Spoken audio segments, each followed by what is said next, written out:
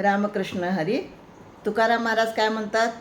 इह लौकीचा हा देहे देव इच्छिता ती पाहे.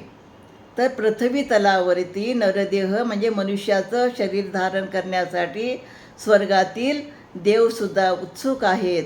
कारण मनुष्याचा जन्म मिळाल्यानंतरच आपण नामस्मरण, नामसाधना, ईश्वराचं चिंतन करू शकतो. आणि पुढं काय म्हणतात?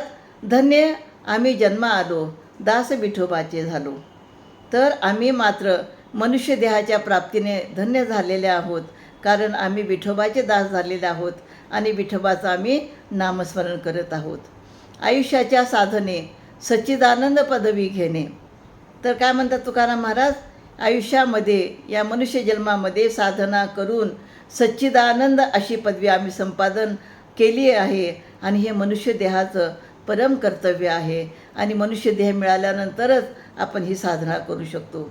त्यानंतर काय म्हणतात तुकाराम महाराज?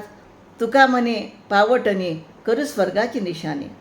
तर तुकाराम महाराज म्हणतात की या नरदेहाच्या योगाने आम्ही साधना करून आम्ही स्वर्गाला देखील मागं टाकलेला आहे आणि साऱ्या त्रैलोक्यामध्ये आम्ही आमच्या कीर्तीचा ध्वज फडकवू.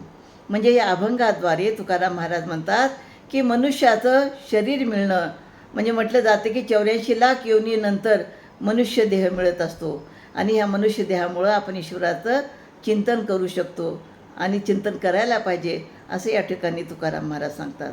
रामकृष्ण हरी.